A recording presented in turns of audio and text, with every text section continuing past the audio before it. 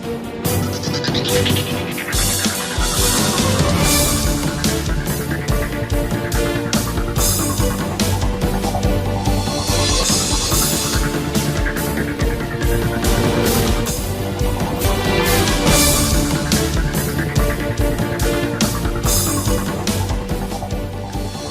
রাসেল আহমেদ, আপনাদের স্বাগত জানাচ্ছি যমুনা টেলিভিশনের নিয়মিত আয়োজন ২৪ ঘন্টায় সমসাময়িক রাজনীতি নিয়ে আলোচনা করি। আজকেও সেই প্রসঙ্গে থাকতে চাই।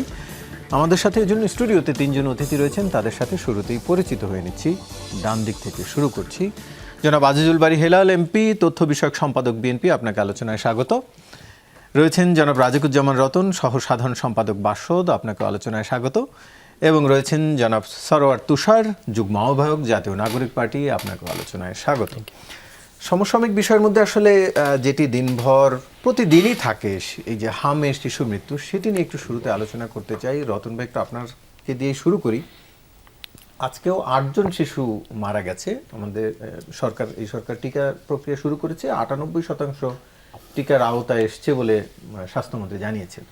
একটু আপনার কাছে জানতে চাই যে আমরা কে এর দায় সেটি নিয়ে আমরা কথা বলছি। কেউ কেউ ভুল স্বীকার করছেন, আগের সরকারের হয়তো ভুল, কিন্তু মাসুল তো গুনছে শিশু আর শিশুর পরিবার। মানে কেবল দোষ স্বীকার বা দায় চাপানো এটাই যথেষ্ট? কেবল মাসুল গুনবে সাধারণ মানুষ, ছোট ছোট শিশুরা? মানে কি, কোন দিকে যাওয়া উচিত?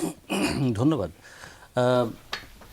একটা খুব গুরুত্বপূর্ণ প্রশ্ন তুলেছেন যে শুধু কি দায় স্বীকার বা ভুল স্বীকার করাই যথেষ্ট, নাকি ভুল থেকে শিক্ষা নেয়া?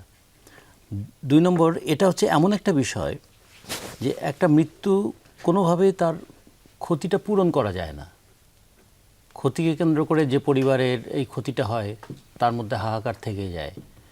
তখন সেই পরিবারগুলো দুটো জিনিস চায়।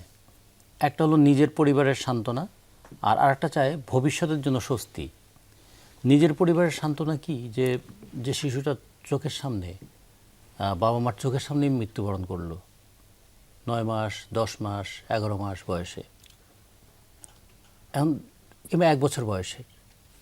এই বেদনার কিন্তু কোনো সীমা পরিসীমা হয় না। কারণ যখন একটা শিশু ৬, ৭, ৮, ৯ মাস, ১০ মাস কত আদরে, কত কোলে কোলে করে এই শিশুটাকে ধরে রাখে, বুকের মধ্যে আগলে রাখে, সেই শিশুটা বুকের মধ্যেই নিথর হয়ে যাচ্ছে। এটা আমি বলবো যে এটা একটা মানবিক, মানে এক ধরনের ট্রমা তৈরি হয়ে যায়। সাইকোলজিক্যাল ট্রমা আমরা অনেক সময় বলি, এটা অনেক সময় ইমোশনাল ট্রমাও হয়ে যায়। এটা হলো একটা দিক। আর একটা দিক হলো, খেয়াল করে দেখেছেন ৯ মাস বয়সের আগে হামে আক্রান্ত হচ্ছে কেন? আমরা টিকা না দেওয়ার একটা ত্রুটি আছে, দোষ আছে, কিন্তু সেই বাচ্চাটা যে পুষ্টি পায় নাই, ফলে একদিকে টিকা না থাকা, আর একদিকে পুষ্টির অভাব, এই দুটো মিলেই কিন্তু পরিস্থিতিটাকে এত জটিল এবং ভয়াবহ করে তুলেছে। ফলে আমরা একদিকে অন্তর্বর্তীকালীন সরকার কিংবা তার আগের সরকারের যে ত্রুটিটা আলোচনা করছি, যে কেন সময় মতো টিকা সংগ্রহ করা এবং সরবরাহ করা হলো না, সেটা যেমন একটা দিক। তার মানে মানুষের দিকে তাদের নজরটা ছিল না। নজরটা কি শুধু মানে পাওয়ার গেমের মধ্যে ছিল? সেই পাওয়ার গেমের মধ্যে কি জনগণের কথাটা ছিল না? এটা যেমন একদিকে দেখতে হবে। আর একদিকে দেখতে হবে এই যে অপুষ্টির শিকার হচ্ছে যে শিশুরা, তার মানে কেন? দেশে আমরা শুনেছিলাম প্রায় ২৬% দারিদ্র্যসীমার নিচে। সেই দারিদ্র্যসীমার নিচে যারা, তাদের সন্তানদেরই কিন্তু এই ঘটনাগুলো আমরা দেখছি। শ্রমিক পরিবার, কৃষক পরিবার, দিনমজুরদের পরিবার, সেই সন্তানগুলোই। তাহলে এই দুটো জিনিসকে আমাদের বিবেচনা রাখতে হবে। ৩ নম্বর যে বিষয়টাকে আমাদের বিবেচনা আনা দরকার, যে সরকারের সেখানে ভূমিকাটা কি, বর্তমান সরকারের। সিম্প্যাথি যথেষ্ট নয়, এমপ্যাথিটাও খুব গুরুত্বপূর্ণ, মানে এই বেদনার সঙ্গে শরিক হওয়া। কিন্তু আমরা দেখছি যে কারো কারো এমন এমন কিছু কথাবার্তাও আছে যেটা বেদনার মধ্যে আরও নতুন করে আঘাত তৈরি করে। যদি কেউ এরকম বলেন যে হামে মৃত্যু, এটা তো আগেও হাম হতো, মানে এখনও হাম হয়, আমরাও তো অনেক সময়, আমাদেরও তো ছোটোবেলা হাম হয়েছিল, এগুলো কথা দিয়ে কি সন্তান হারা মায়ের বেদনা উপশম করা যাবে? একজন আবার নাকি এরকম বলেছেন, তিনি সরকার দলের নন, তিনি বলছেন যে চিন্তা করেন না, একটা শিশু মারা গিয়েছেন, হয়তো আরও 10টা শিশু জন্মগ্রহণ করবে, কোনো অসুবিধা নাই। কেউ কেউ আবার নাকি এরকমও বলেছেন যে 1000 তো এখনও ছাড়ায়নি, তো এই কথাগুলোর মধ্যে দিয়ে কিন্তু মানে এটা সব যে সরকার দল বলছেন তা না, মানে অনেকেই যারা পাবলিক ফিগার তাদেরও অনেকে এরকম কথা আমরা শুনছি। ফলে একদিকে কে কাকে দায়ী করছে, শেষ পর্যন্ত কপালকে দায়ী করতে গিয়ে কারণটাকে আড়াল করতে চান।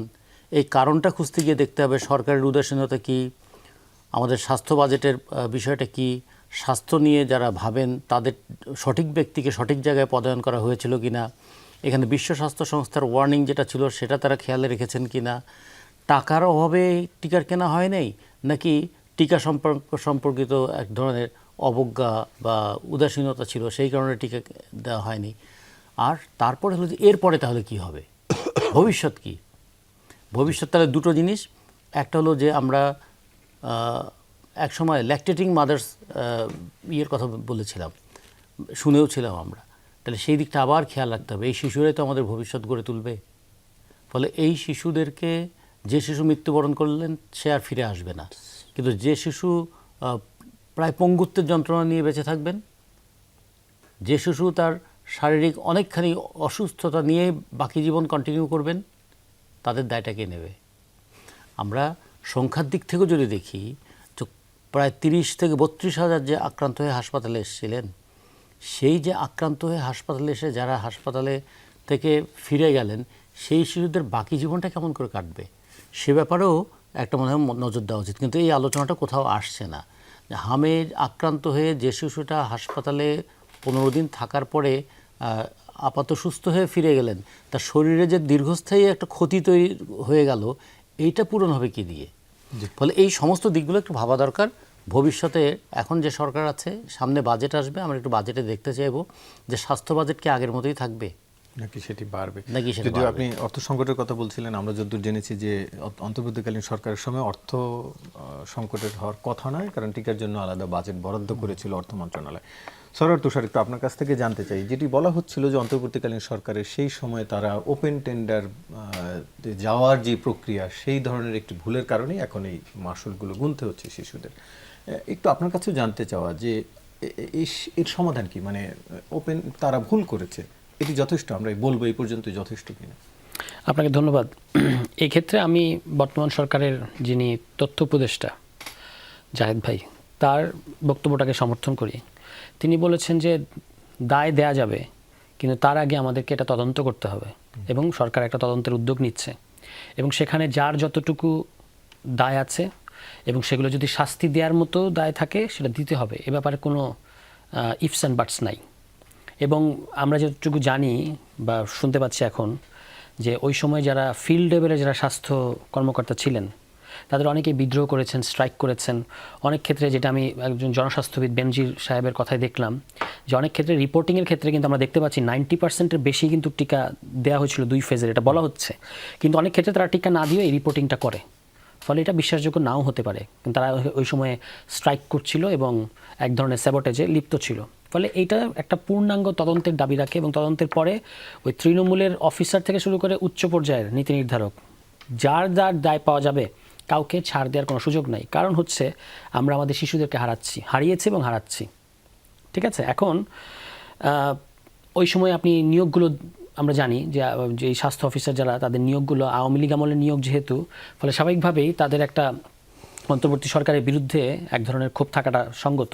ফলে এই পুরো জিনিসটাই আমরা পলিটিক্যালি দায় না দিয়ে পরে দেব, আগে আমাদেরকে এটা তদন্ত করতে হবে। এবং সেইখানে জাহেদ ভাইয়ের বক্তব্যে দেখলাম যে প্রয়োজনে বিদেশের যারা স্বাস্থ্য বিশেষজ্ঞ, ইউনিসেফের স্বাস্থ্য বিশেষজ্ঞ, তারাও আসুক, এবং আমি মনে করি যে একটা পূর্ণাঙ্গ তদন্ত হওয়া দরকার। কারণ ভবিষ্যতের এই ধরনের আউটব্রেক যে আরও হবে না, সেটা কিন্তু আমরা বলতে পারছি না। এবং এটা কিন্তু পাশাপাশি এটাও খেয়াল রাখতে হবে যে হামের বর্তমান আউটব্রেকটা একটা গ্লোবাল আউটব্রেক।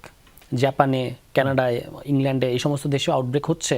সেখানে বাংলাদেশের মতো এত সম্ভবত খুব মৃত্যুর খবর পাওয়া যাচ্ছে না, কিন্তু আউটব্রেকটা হয়েছে।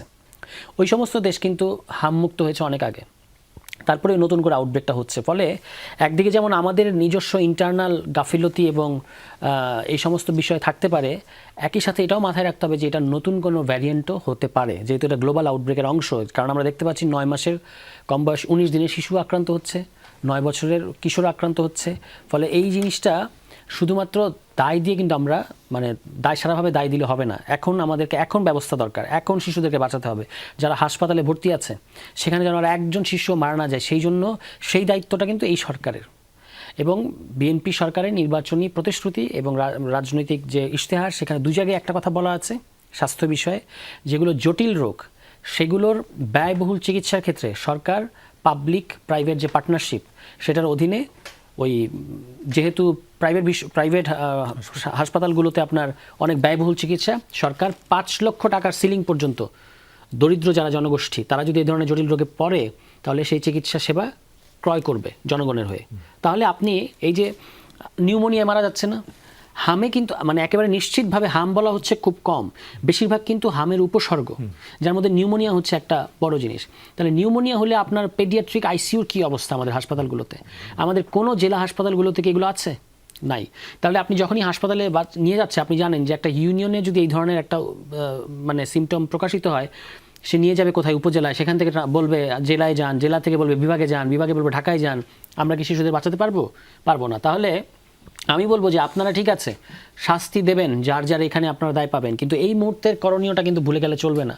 এই মুহূর্তের করণীয় হচ্ছে যে আপনাকে একটা, আমি মনে করি যে একটা টাস্ক ফোর্স গঠন করা উচিত, যেখান থেকে একটা শিশু এই সিমটম নিয়ে আসলে, এমনকি কোনো সিমটম ছাড়া কোনো শিশু যদি হাসপাতালে ভর্তি হতে আসে এই সিজনে, তাহলে সাথে সাথে সেটা এই সেন্ট্রাল টাস্ক ফোর্সের কাছে রিপোর্ট করতে হবে এবং কী সিমটম পাওয়া যাচ্ছে সেটা তাকে এখানে বলতে হবে এবং তারা প্রয়োজনীয় দিক নির্দেশনা দেবে। এটা আমরা করলে মোটামুটি এক ধরনের মানে আপনি জানেন যে জেলা পর্যায়ে যারা ডাক্তার থাকেন তারাও অনেক ক্ষেত্রে পাজল থাকেন এই ধরনের গুরুতর জটিল রোগ নিয়ে আসলে। তো এইটা যদি এখন সরকার একটা ক্রাইসিস রেসপন্স টাস্কফোর্স করে বিশেষজ্ঞদের সমন্বয়ে, তাহলে কিন্তু অনেক ভালো হবে এবং সেইটাই সরকারকে করা উচিত। এবং তারপরে আপনি যার যার দায় পাচ্ছেন, যদি যেটা জাহিদ ভাই বলেছেন, এটা যদি সরকারের স্পিরিট হয় আমরা এটাকে সমর্থন করবো, যে এটা দায় দেওয়ার বিষয় না। বিষয় হচ্ছে আমাদেরকে ফ্যাক্টস ফাইন্ডিং করতে হবে আগে, যে কেন এই ঘটনাটা ঘটছে এবং আরও সামনে কি এরকম আসতে পারে সেটার ক্ষেত্রেও একটা ব্যবস্থা নিতে হবে। আজিজুল বারী হেলাল, একটু আপনার কাছ থেকে জানতে চাই, যেটির কথা বলছিলেন সরওয়ার তুষার, গতকাল প্রধানমন্ত্রী তথ্য উপদেষ্টা জাহিদুর রহমান জানিয়েছিলেন হামের সংক্রমণ ও টিকা সংকটের কারণ আন্তর্জাতিক বিশেষজ্ঞদের সমন্বয়ে তদন্ত কমিটি গঠন করা হবে, কিন্তু আজকে স্বাস্থ্যমন্ত্রী বলেছেন টিকা ব্যবস্থাপনায় কোনো ভুল বা অব্যবস্থাপনা থাকলে তদন্ত করা হবে কিনা সে বিষয়ে সংকট কাটার পর কেন্দ্রীয়ভাবে সিদ্ধান্ত নেওয়া হবে। মানে দুটো বিষয় প্রায় আলাদা বা বিপরীত। আমার কাছে মনে হচ্ছে একই রকম সংকট কাটার পর জি আপনার কাছে একটু জানতে চাই যে সরওয়ার তুষার খুব নাইসলি বলেছে যে এই মুহূর্তে যে সমস্ত শিশুরা আইসিইউ বা ভেন্টিলেশনে আছে বা হামের উপসর্গ নিয়ে বা হাম রোগ নিয়ে আমাদের হসপিটালে আছে, তাদের চিকিৎসা এখন সবচেয়ে বড় বিগ কোশ্চেন আমাদের কাছে। আমাদেরকে যেভাবেই হোক রক্ষা করতে হবে, তাই না? সরওয়ার তুষার বলছে যে মৃত্যু হতে দেওয়া হবে না, এটা আমি বলতে পারবো না, তবে বাঁচাতে যে হবে তাদেরকে রক্ষা করতে হবে। সমস্ত রকম ইনসেন্টিভস, মেডিসিন থেকে শুরু করে সব ইনসেন্টিভ তাদের দেওয়া হবে, দিতে হবে এই ম্যানেজমেন্টটা। এইটার পরে বিচার। এখন আপনার সিমালটেনিয়াসলি দুইটা চলতে পারে, এটা আপনার একটা ভিউজ, জাহিদের একটা ভিউজ ভালোই বলছে। এবং এও বলা হচ্ছে যে ইউনিসেফ এবং হুর সমন্বয়ে তদন্ত কমিটি একজন মনে হয় একটা রিড করেছিল, এটাও কিন্তু আমাদের সরকার সাপোর্ট করছে যে অবশ্যই টিকার কোনো গাফিলতি ছিল কিনা, ইভেন এই যে এখন যেসব শিশুরা ভর্তি হচ্ছে তাদের ব্যবস্থাপনা নিয়ে কোনো অব্যবস্থাপনা হচ্ছে কিনা। তার মানে কিন্তু আমরা বর্তমান সরকারের যে প্রশাসন আছে তারাও কিন্তু এই বিচারের আওতায় পড়ে গেল, তাই না? কিন্তু মন্ত্রী মহোদয় যেটা বলেছেন যে এখন আমাদের দ্রুত এই আপনার এই শিশুদেরকে রক্ষা করতে হবে, এইটার বিষয়ে আমাদের কোনো যেমন ভিটামিন এ ক্যাপসুল দিতে হবে, ভেন্টিলেশনের সংখ্যা বাড়াতে হবে, আইসিইউর সংখ্যা বাড়াতে হবে, শিশুটাকে আবার আপনার এই রোগটাকে আবার এপিডেমিক, সরব তো সব যেভাবে বলছে ওটা বলছে প্যান্ডামিক হয়ে যাবে সারা বিশ্বের। আমার ভয় যেটা এপিডেমিক না হয়ে যায়, মানে পুরো মহামারী আকারে ধারণ না করতে পারে, তার আগেই এটা বন্ধ করতে হবে আমাদের। সেজন্য বিচারের ব্যাপারে তো দেখেন আমরা সরকার নিজেই বলছে যে শুধু আপনার টিকা ক্যাম্পেইনে টিকা ঘাটতি ছিল তা না, এখন যে আমরা ব্যবস্থাপনা করছি সেখানেও যদি কোনো ঘাটতি থাকে এবং টিকা ক্রয়ের জন্য যে ইউনিসেফ আর হুর নেতৃত্বেও যদি আপনার তদন্ত কমিটি হয় তাতেও রাজি আছে, তো সেটাও করবে। এবং আমাদের এই যে আপনাদের তদন্ত কমিটি যেটা করবে, এই তদন্ত কমিটি মনে করেন টিকা সরবরাহ করা হচ্ছে কিনা, আপনি সরকারের কোঅর্ডিনেটটা দেখেন। আমরা এই এই মার্চের 6 তারিখ থেকে আমরা কত কোটি টাকা, 604 কোটি টাকা হবে খুব সম্ভব, আমার ভুল হইতে পারে ফিগারটা, টিকা আমরা কিন্তু যেভাবে ক্রয় করে এই ক্যাম্পেইন শুরু করে প্রায় 98, আপনি বলছেন 98, আমি আসছে কিছুদিন আগে দেখলাম যে 89% হয়েছে, মানে 1,72,00,000 শিশুকে আমরা টিকা দিব। তো সরকার দ্রুততার সাথে এই টিকাদান কর্মসূচিকে তোমার শেষ করছে, যাতে নেক্সট ইয়ারে যায় আবার এটা না হয়, এই প্রাদুর্ভাবটা দেখা না দেই। সুতরাং আপনি দেখেন সরকার তার ম্যানেজমেন্টে, সরকার তার এইটা আপনার ব্যবস্থাপনার ত্রুটি, সব কিছু ব্যাপারে আন্তরিকতা দেখাচ্ছে। কিন্তু আপনি দেখেন একটা জেলা হসপিটালে বা একটা উপজেলা হসপিটালে আপনার আইসিইউ সাপোর্ট নেই। সরকার ওই তুষার যেটা বলো, জেলার আইসিইউ সাপোর্ট ভালো না। এখন এই যে আমাদের এই যে উত্তরাধিকার সূত্রে বা আমরা যে জিনিস পেয়ে আসছি, এইগুলোকে যত দ্রুত ডেভেলপ করা যায়, যত দ্রুত আইসিইউর সাপোর্ট, ওই যে আমরা বলছি যে পাবলিক প্রাইভেট পার্টনারশিপের যে কথাটা, যে সরকারি হসপিটালে যদি জায়গা না হয় আইসিইউর, বেসরকারি হসপিটালে দিতে হবে, সেই টাকাটা সরকার দিবে। এই যে সরকারি ইনিশিয়েটিভসগুলো, এইগুলো ভালো।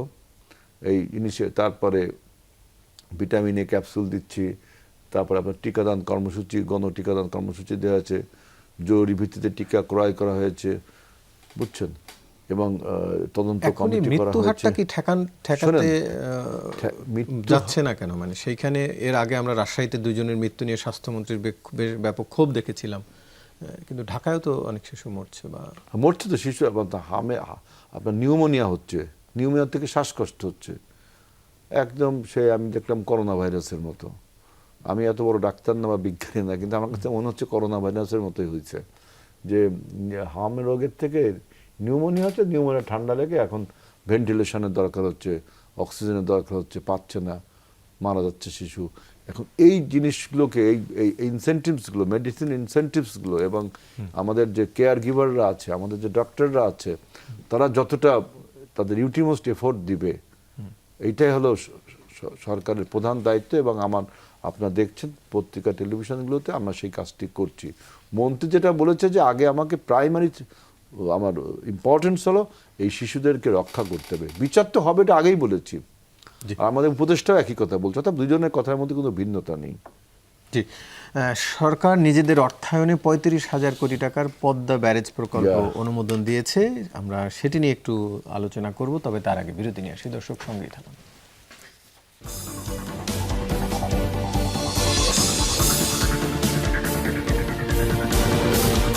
আবারও স্বাগত, দেখছেন 24 ঘন্টা আলোচনায় ফিরছি। যেটি বলছিলাম যে সরকার নিজেদের অর্থায়নে 35,000 কোটি টাকার পদ্মা ব্যারেজ প্রকল্পের অনুমোদন দিয়েছে। একটু রাজুকে যেমন রতন ভাই আপনার কাছ থেকে জানতে চাই, এরই মধ্যে কোনো বিশেষজ্ঞ বলছেন যে এই প্রকল্পের যে ফলাফল সেটি নিয়ে শঙ্কা প্রকাশ করছেন, যে এর দ্বারা কি অর্জিত হবে, আপনি কিভাবে দেখেন? দুটো জিনিস, যে ব্যারেজ কি এবং বাঁধ কি। বাঁধ হচ্ছে নদীর দুদিকের পাড়টাকে আটকে দেওয়া, আর ব্যারেজ হচ্ছে নদীর মাঝখানে আড়াআড়ি তার ইয়ে তৈরি করা। এখন এই ব্যারেজ দিয়ে আমি কি করব? আমরা তিস্তা ব্যারেজের একটা অভিজ্ঞতা আছে না, যদি উজান থেকে পানি না আসে, এই ব্যারেজ দিয়ে কি পানিটা ধরে রাখবো আমরা? ফলে সেই কারণে আমরা যদি দেখি যে পদ্মার নদীটা কী রকম, যে ভারত থেকে এসছে গঙ্গা, এদিক থেকে আসছে মহানন্দা, গঙ্গা এবং মহানন্দা দুটো একসঙ্গে যুক্ত হয়ে পদ্মা নামে সেটা প্রবাহিত হয়েছে। এই পদ্মা নামে যখন প্রবাহিত হয়ে নিচের দিকে নেমে এসেছে, ওই দিক থেকে এসছে আবার ব্রহ্মপুত্র, তার সঙ্গে যুক্ত হয়েছে তিস্তা, এই দুটো মিলে আবার যমুনা নাম দিয়ে সে আবার এসে এর সঙ্গে গোয়ালন্দে মিশে এর মূল নামটা হয়েছে আবার পদ্মা হয়ে কিছু দূর আসার পর সুরমা এবং কুশিয়ারা, ওই যে সিলেট থেকে এসে এরা এসে কিশোরগঞ্জে কালনিতে একসঙ্গে মিলিত হয়ে নাম হয়েছে মেঘনা। এই মিলিত প্রবাহ আবার এই পদ্মার সঙ্গে মিশে চাঁদপুরে এসে মিশার পর পুরো প্রবাহটা আবার মেঘনা নামে নিচের দিকে চলে গেছে।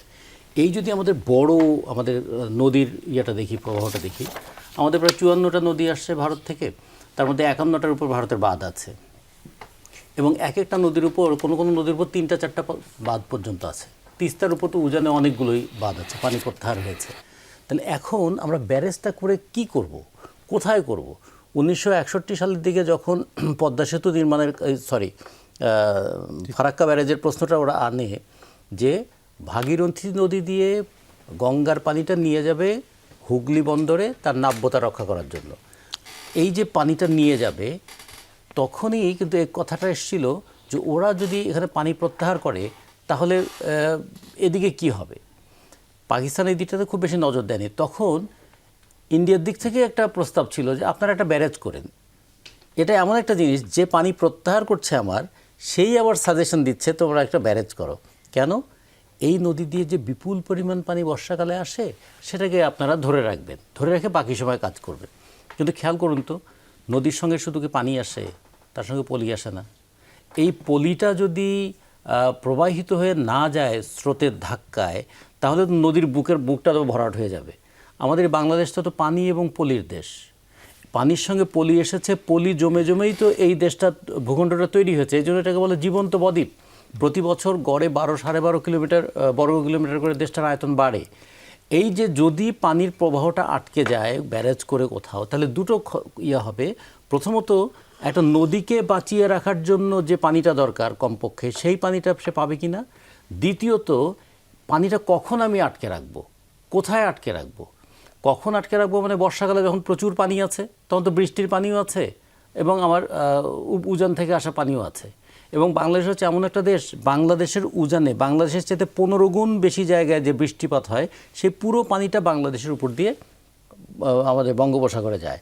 কারণ এই কারণে দেখবেন যে আমাদের নোয়াখালী এবং কুমিল্লার নিম্নাঞ্চল সমুদ্র সমতল থেকে 6 ফিট উপরে, আর রাজশাহী এবং দিনাজপুর হচ্ছে সমুদ্র সমতল থেকে 125 থেকে 138 ফিট উপরে। তার মানে গোটা দেশ একটা উপর থেকে নিচের দিকে ঢালুর মতো। এই পানিগুলো তো উপর থেকে নিচের দিকে গড়িয়ে যায়। ফলে ব্যারেজ নিয়ে এই পরিকল্পনার আগে আমাদের কিন্তু আরও ভালো করে একটা স্টাডি করতে হবে। এই ব্যারেজ কতটুকু পানি আটকাবে, এই ব্যারেজটা কোথায় হবে, এবং এই ব্যারেজের পানি আটকানোর পরে নদীর নাব্যতাটা কতটুকু থাকবে, এবং এই পানি যদি উপর থেকে না আসে তাহলে ব্যারেজে পানি আমরা পাবো কোথায়। তিস্তা ব্যারেজ এটা কিন্তু অনেক মানে সম্ভাবনা নিয়ে 8 লক্ষ একর জায়গাতে আমাদের সেচ সুবিধা দেওয়া হবে, এইরকম একটা পরিকল্পনা থেকে আমাদের তিস্তা ব্যারেজ এসেছিল। কিন্তু এখন আমরা 1 লক্ষ কেন, কখনো তারও কম জায়গায় আমরা সেচটা দিতে পারি, কারণ পানি সেখানে আসে না। এগুলোকে সব বিবেচনায় রেখে কিন্তু ব্যারেজ প্রকল্প করতে হবে। টাকা কোনো একটা সমস্যা না, আমরা অনেক সময় আবেগে আমরা টাকা জোগাড়ও করে ফেলতে পারবো, কিন্তু আবেগের জোগাড় করা টাকা, সেই টাকা ভবিষ্যতে কার্যকর হবে তো, সেটি নিয়ে জানতে চাচ্ছেন। সরোয়ার তুষার, আপনার কাছে জানতে চাই, এর আগে পদ্মা সেতু প্রকল্পে নির্মাণে ব্যয় হয়েছিল 30,193 টাকা, এবার 35,000 কোটি টাকার একটি প্রকল্প নেওয়া হয়েছে। তার মানে বেশ বড় প্রকল্প বলতেই পারি। কিভাবে দেখছে বিরোধী দল? সেই সময় ছিল মানে পদ্মা ব্রিজকে কেন্দ্র করে এক ধরনের একটা আবেগ এবং এক ধরনের মানে একটা পলিটিক্স করার চেষ্টা করেছে আওয়ামী লীগ, যে আমরা নিজস্ব অর্থায়নে এটা সেটা করছি। আজকে দেখবেন আপনিও যখন বললেন তখন কিন্তু এই কথাটাই আনা হলো শুরুতে, যেটা নিজস্ব অর্থায়নে। এবং এটাই হচ্ছে মানে বর্তমান সরকার যেটা এনক্যাশ করতে চাইছে, যে আমরা নিজেদের অর্থায়নে করছি, জনগণকে এক ধরনের তুষ্ট করা বা তুষ্ট করতে চাওয়া এখান থেকে।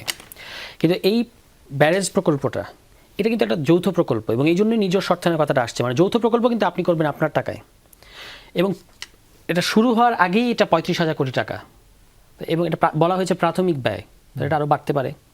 এবং শুষ্ক মৌসুমে যদি ভারত পানি না দেয় তাহলে এই ব্যারেজের ভবিষ্যৎটা কী দাঁড়াবে, পুরোটাই জিনিসটাই কিন্তু ভারতের পানি ছাড় দিচ্ছে কিনা তার উপর নির্ভর করছে। ফলে ভারতের উপর পানি কেন্দ্রিক আরও নির্ভরশীলতা তৈরি হওয়ার একটা সুযোগ এখানে তৈরি হচ্ছে বা একটা আশঙ্কা দেখা দিচ্ছে। এটাকে এক্সপ্লয়েট করে ভারত আপনার অন্যান্য ক্ষেত্রে আমাদেরকে মানে নানাভাবে এক্সপ্লয়েট করতে চাইতে পারে, যেটা ধরুন পাকিস্তানের সাথে সিন্ধু নদীর যে পানি ভাগাভাগির ক্ষেত্রে দেখা গিয়েছিল যে অন্য ক্ষেত্রে টেনশন তৈরি হয়েছে ভারত পাকিস্তানের, এটার ইম্প্যাক্ট এসে পড়েছে, চাপ এসে পড়েছে এই সিন্ধু নদীর এই পানি চুক্তির উপরে।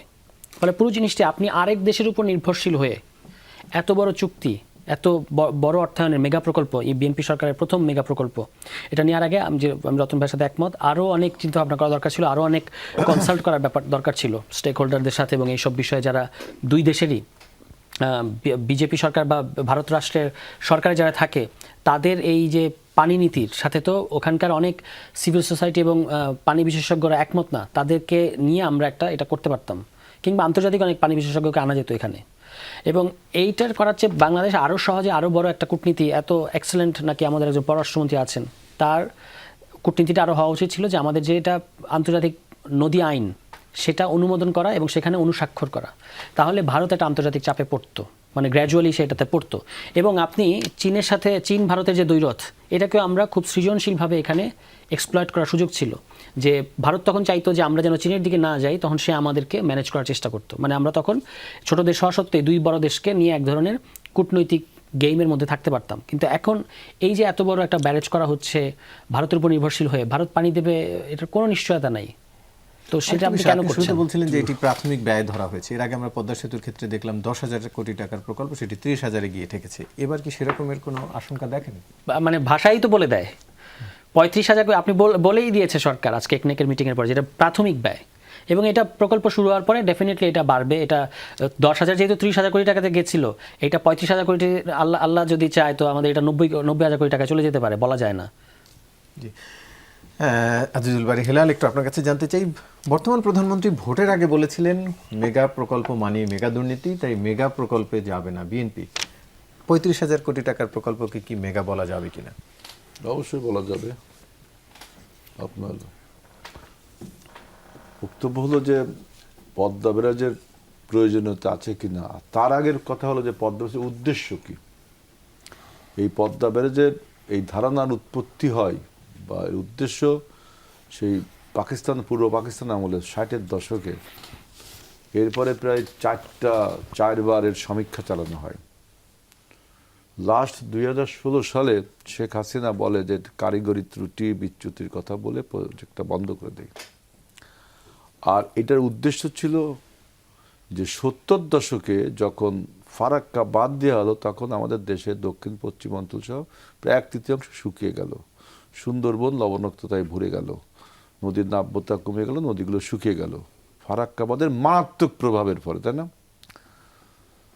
আপনার তুষার বলছে এটা একটা আন্তর্জাতিক আইন, আন্তর্জাতিক কূটনীতি, নদী আইন সেই 70 দশক থেকে এই পর্যন্ত করেছে। রেজাল্ট কি পেয়েছেন? 96 সালে শেখ হাসিনা চুক্তি করে, গঙ্গার পানি চুক্তি করে না, সেই চুক্তির মেয়াদ এখন শেষ হবে। এই চুক্তিটা ছিল কাগজে কলমে একটা চুক্তি, এর কোনো ইমপ্লিমেন্টেশন বা প্র্যাকটিক্যাল কোনো দিক ছিল না।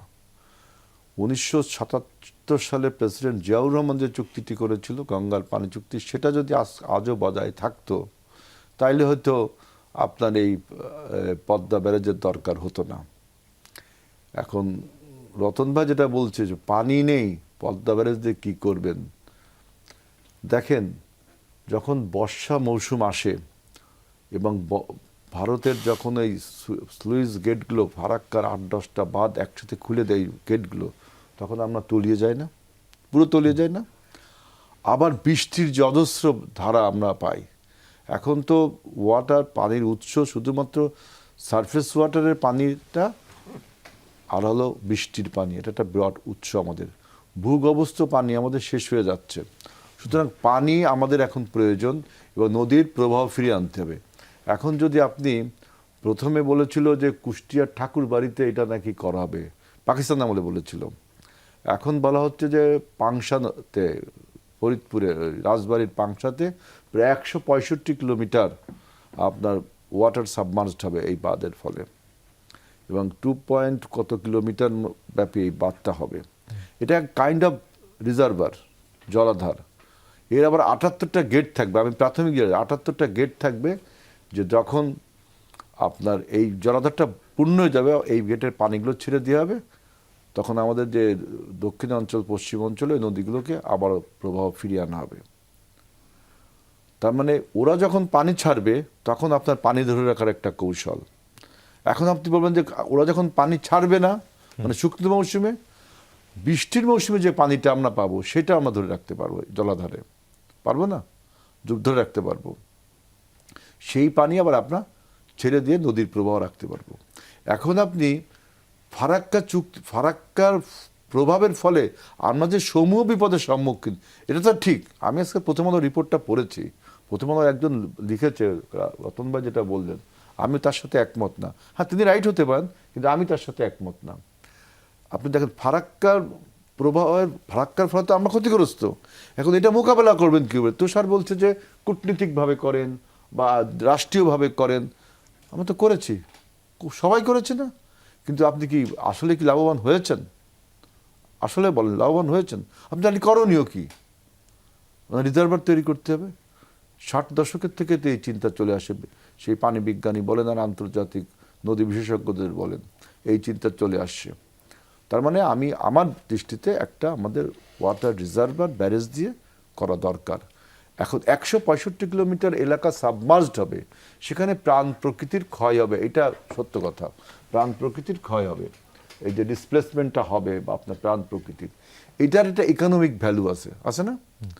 এখন আপনার দেখতে হবে যে এই ইকোনমিক ভ্যালু কি আমি রিজার্ভার তৈরি করার ফলে, ব্যারেজ দেওয়ার ফলে যেই পানি প্রবাহটা নদীতে দিব, নদীর নাব্যতা ফিরিয়ে আনবো, আমাদের শেষ কাজ যে সময় দক্ষিণ অঞ্চলে লবণাক্ত স্যালানিটি ওয়াটার কমাবো, এইগুলোর যে ইকোনমিক একটা ভ্যালু আছে, এটা যদি আমার লাভবান হয়, অবশ্যই এই এই 165 কিলোমিটার এলাকা আপনার সাবমার্জ পানিতে যেতেই পারে। এবং এর থেকে আরেকটা বাড়তি, মানে বোঝার উপর শাকের আটির বলবো না, একটা বাড়তি সুবিধা পাবো, যেটা বিদ্যুৎ পাবো। হয়তো 150 কিলোমিটার হবে, একটা বিদ্যুৎ উৎপাদন করতে পারবো। আমি ব্যক্তিগতভাবে এই পদ্মা ব্যারেজের পক্ষে। আমার মনে হয় এই পদ্মা ব্যারেজটা দেওয়া দরকার। কারণ আপনি দেখেন, আমি এখানে আরেকটু কথা বলে রাখি, এই যে রোহিঙ্গা ইস্যুতে আপনার যত কূটনীতি করেন, যত রাজনীতি করেন, আপনি কি এই 15 লাখ রোহিঙ্গাকে কি ডিসপ্লেস করা এত সহজ ব্যাপার? পারবেনই না। পারবেন বলবো মনে হয় না। আমি সেদিন গেছিলাম উখিয়া টেকনাফে, ওই এনডিসির একটা ট্রেনিংয়ে, সেখানে যে দেখলাম যে 12 লাখ লিখিত, কিন্তু 15 লাখ রোহিঙ্গা উখিয়া টেকনাফে বসবাস করে, বাংলাদেশি মাত্র 4 লাখ।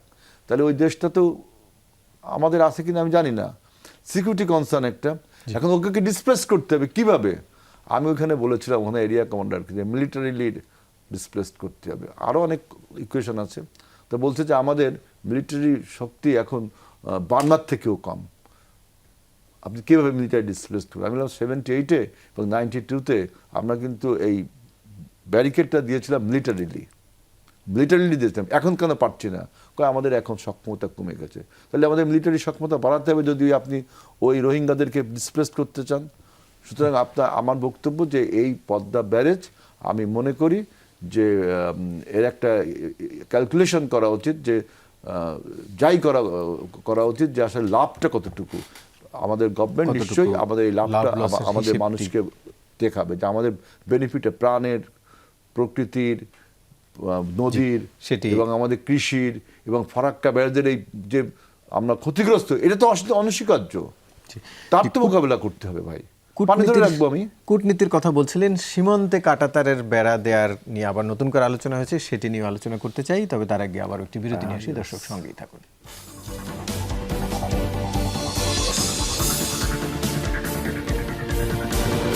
আবারও স্বাগত, দেখছেন 24 ঘন্টা আলোচনায় ফিরছি। রাজুজ্জামান রতন ভাই, আপনার কাছে জানতে চাচ্ছি যে যেটি ভারতের পশ্চিমবঙ্গের নির্বাচনের পর এটি আবার আলোচনায় এসেছে, বিজেপি নেতৃত্বাধীন যে রাজ্য সরকার, তারা এরই মধ্যে জমি বরাদ্দ দিবে বলেছে, সীমান্তরক্ষী বাহিনীকে 45 দিনের মধ্যে জমি বুঝিয়ে দেবে, এটি বলেছে। আবার ভারতের পররাষ্ট্র মন্ত্রণালয়ও গতকাল আরেকটি মন্তব্যে বলেছেন সীমান্ত নিরাপত্তা তাদের অগ্রাধিকার। তার মানে আসলে কেন্দ্র সরকার এবং রাজ্য সরকারের একটা চাহিদার মিল দেখা যাচ্ছে। আপনি কিভাবে দেখছেন? এটা একটা রাজনৈতিক ইস্যু, সাম্প্রদায়িক ব্যবহার এবং এটা একটা অর্থনৈতিক পরিকল্পনা, সবগুলো একসঙ্গে মিশে গেছে। যেমন ধরুন, আমাদের এখানে যে কোনো সাম্প্রদায়িক উত্তেজনাকে হাতিয়ার করবে তারা, তাদের ভোট ব্যাংক হিসাবে। আবার পশ্চিমবঙ্গের যে কোনো সাম্প্রদায়িক উত্তেজনা আমাদের এখানে সাম্প্রদায়িক শক্তিকে বাতাস দেবে। এমনি করে একটা সাম্প্রদায়িক রাজনীতির বাতাবরণ তারা তৈরি করবে। এক্ষেত্রে দুটো জিনিস খেয়াল রাখতে হবে, যে আমাদের এদিকে পাশে আছে পশ্চিমবঙ্গ, আসাম এবং ত্রিপুরা, আর সামনে আছে মায়ানমার। তার সামান্য এক চিলতে জায়গা আছে, এটা দিয়ে আমরা বঙ্গোপসাগরে ঢুকি। এই যদি বাংলাদেশটাকে দেখি, তাহলে আমরা এমনভাবে একটা মানে ভৌগোলিক একটা ইয়ের মধ্যে আছি যে আমাদের নিজেদের পরিকল্পনাটা এমনভাবে সাজাতে হবে যে এই দেশটাকে, এই দেশের মানুষের মধ্যে একটা ডেমোক্রেটিক ভ্যালুজ তৈরি করতে না পারলে আমাদের মধ্যে যে কোনো বিষয়ে তার সুবিধা অন্যরা নেবে। আর কাঁটাতারের বেড়ার যে প্রশ্নটা, পৃথিবীতে কাঁটাতারের বেড়া শুধুমাত্র তো সীমানা ঠেকানোর জন্য নয়, এটার একটা রাজনৈতিক তাৎপর্য আছে। পৃথিবীতে খুব কম কয়েকটা দেশ আছে যারা কাঁটাতারের বেড়া দিয়ে প্রতিবেশীর সঙ্গে সম্পর্ক রাখে। এর মধ্যে একটা হচ্ছে আমেরিকা। সে মেক্সিকোর কাছ থেকে টেক্সাসটা কেড়ে নিয়ে তারপরে সে মেক্সিকো এবং টেক্সাস, যেহেতু টেক্সাসের মেক্সিকোরই অংশ ছিল, যাদের জন্য যাতায়াতটা হতে না পারে এই জন্য কাঁটাতারের বেড়া, এরপরে $12 বিলিয়ন খরচ করে তারা ওখানে দেয়াল নির্মাণ, এরকম আমরা দেখেছি।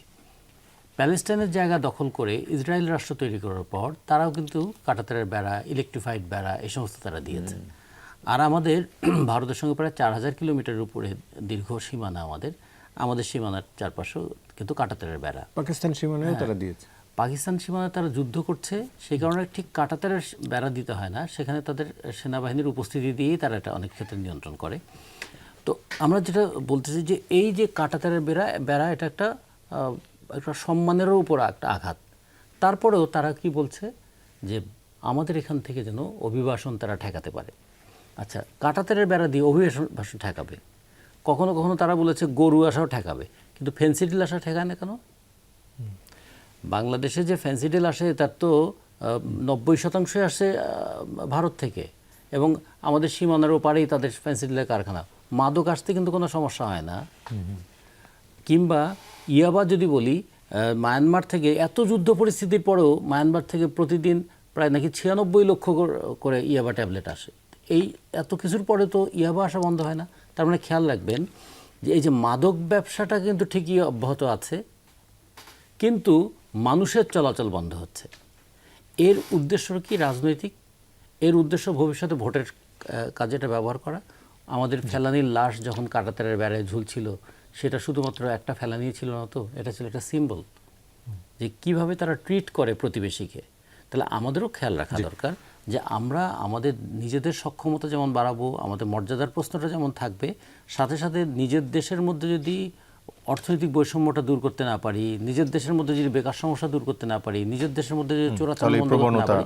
আর একটা কথা একটু বলে শেষ করি, আমাদের নাকি তেলের দাম না বাড়লে তেল সব পাচার হয়ে যায় ভারতে। আচ্ছা, কাঁটাতারের বেড়া থাকতো তেল পাচার হয় কিভাবে? এগুলো অনেক প্রশ্ন কিন্তু আসে। ফলে কাঁটাতারের বেড়া যতটা না এই সমস্ত ঠেকানোর জন্য, তার চেয়ে অনেক বেশি হচ্ছে রাজনৈতিক। সরার তুষার, আপনার কাছে জানতে চাই, তাদের নিজেদের সীমান্তে যদি 150 গজের ভেতরে না হলে দিলে আসলে বাংলাদেশ কি করণীয়? এটি একটি বিষয়। পাশাপাশি এটি কি যে সম্পর্ক উন্নয়নের একটা রাজনৈতিক সরকারের সাথে বার্তা পাওয়া যাচ্ছিল, সেখানে একটি অন্তরায় কিনা আপনি কিভাবে দেখেন? দেখেন, এখানে দুটো কথা। সম্পর্ক উন্নয়নের যে কথাটা শোনা যায় খুব, এটা একটা প্রবলেমেটিক দিক আছে। প্রবলেমেটিক দিকটা হচ্ছে যেন আমাদের ঠেকা, কিন্তু আমরা কি কোনো অন্যায় করেছি? আমাদের এখানে গণ অভ্যুত্থান হয়েছে, একটা ফ্যাসিস্ট এবং গণহত্যাকারী রেজিমকে বাংলাদেশের মানুষ গণতান্ত্রিক পদ্ধতিতে উৎখাত করেছে, পতন ঘটিয়েছে। এটা নিয়ে ভারতের মাথা ব্যথা থাকবে কেন? ভারতের বাংলাদেশের মানুষকে দরকার, এটা তাদেরকে সিদ্ধান্ত নিতে হবে। কিন্তু তারা যেভাবে যে আচরণ করেছে, যে ধরনের প্রচারণা করেছে, এখানে এই ধরনের কথা তারা ছড়িয়েছে যে হিন্দু জেনোসাইড হয়েছে বাংলাদেশে অন্তর্বর্তী সরকারের আমলে, এই ধরনের মিথ্যা প্রোপাগান্ডা তারা সারা পৃথিবীর কাছে বলার চেষ্টা করেছে, বাংলাদেশকে অস্থিতিশীল করার চেষ্টা করেছে। এই কাজগুলো আপনি করে সম্পর্ক তো স্বাভাবিক করতে পারবেন না, আপনাকে এগুলো বন্ধ করতে হবে। দ্বিতীয়ত, আপনার একটা উপলব্ধি থাকতে হবে যে এখানে একটা বছরের পর বছর একটা অগণতান্ত্রিক শাসনকে আপনার প্রত্যক্ষ এবং পরোক্ষ ব্যাকআপে আপনি এখানে টিকিয়ে রাখতে চাইবেন, আর সম্পর্ক স্বাভাবিক থাকবে, সেটাও তো হবে না। ফলে যখন আপনি এটাকে টিকিয়ে রাখতে চেয়েছেন এবং এটা একসময় আউটবার্স্ট করেছে, তখন আপনার এই প্রতিক্রিয়া, ফলে সম্পর্ক, আপনার যে ভুল পলিসি সেটা প্রমাণিত হয়েছে, আপনার পলিসি ভুল, আপনাকে ঠিক করতে হবে। মানে তাগিদটা আপনার দিক থেকে থাকতে হবে, বাংলাদেশকে তার মর্যাদা নিয়ে থাকতে হবে। এখন ভারত যে ইন্ডিয়া কিন্তু এই যে সরকারটা ক্ষমতায় আসলো পশ্চিমবাংলায়, তারা কিন্তু প্রকাশ্যে বাংলাদেশ বিরোধী প্রচারণা করে সেটার একটা মানে ক্যাপিটালাইজ করেছে, এবং তারপরে বাংলাদেশ তারা জিতেছে, এবং সেটাই আমরা দেখতে পাচ্ছি ওই কাঁটাতারের বেড়াটার এই সমস্ত কথা যে তারা বলছে, তারা কিন্তু পুশিং করার চেষ্টা করবে, এবং সেই ক্ষেত্রে আমাদের সতর্কতার দরকার আছে। শুধু মানুষ তারা পুশিং করে না, তারা মাদকদ্রব্য পুশিং করে বাংলাদেশে।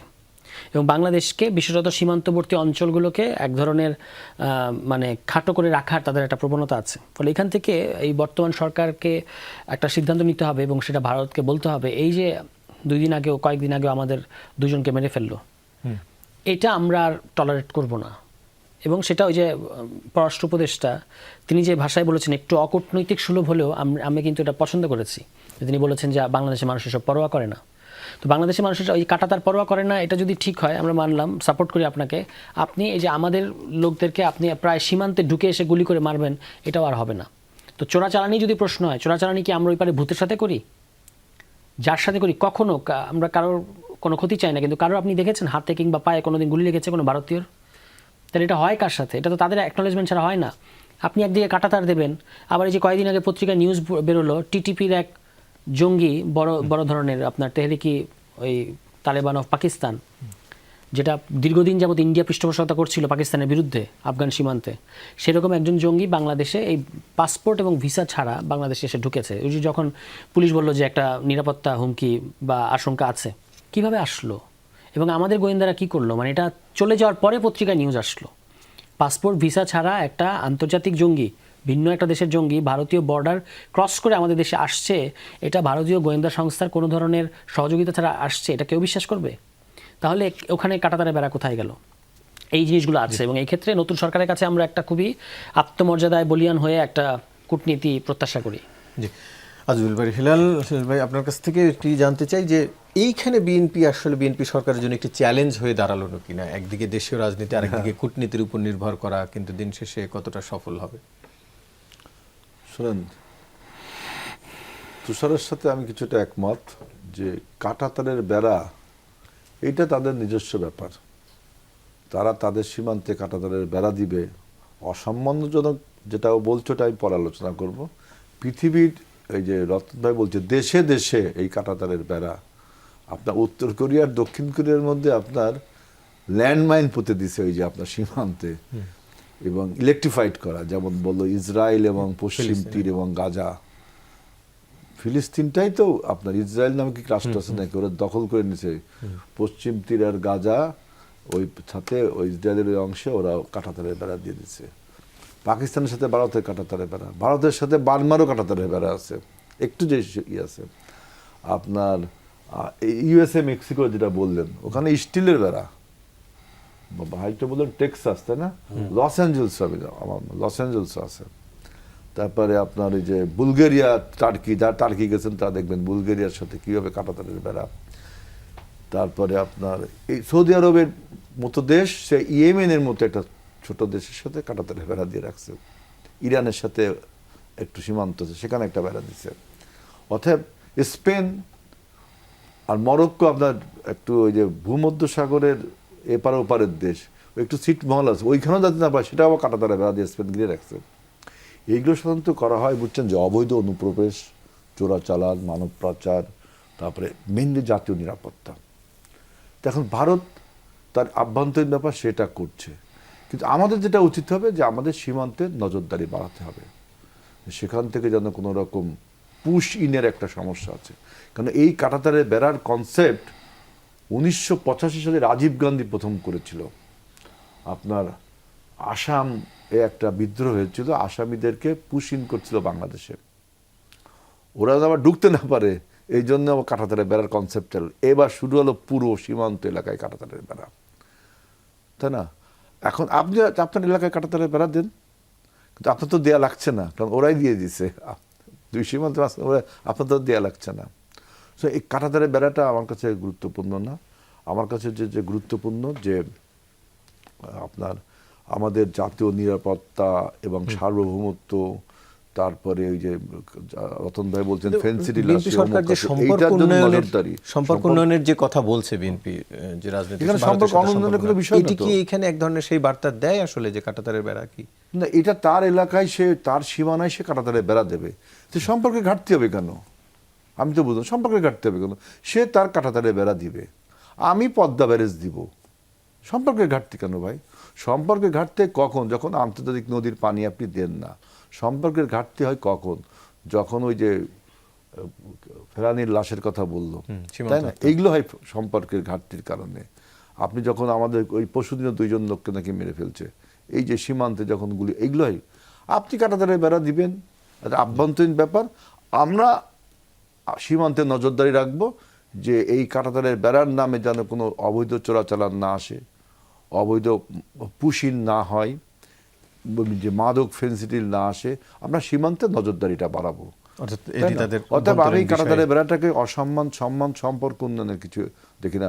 ইভেন আমাদের পদ্মা ব্যারেজকেও আমি সম্পর্ক উন্নয়ন অবনতি কিছু কারণ আমার প্রয়োজন আমি করেছি, আপনার প্রয়োজন আপনি করেছেন। জি, সম্পর্ক অভ্যন্তরীণ বিষয় হিসেবে দেখছেন। আপনাদের তিনজনকে আলোচনায় অংশ নেওয়ার জন্য ধন্যবাদ জানাচ্ছি। দর্শক, এই ছিল আজকের 24 ঘন্টার আয়োজন। সাথে থাকার জন্য ধন্যবাদ সবাইকে।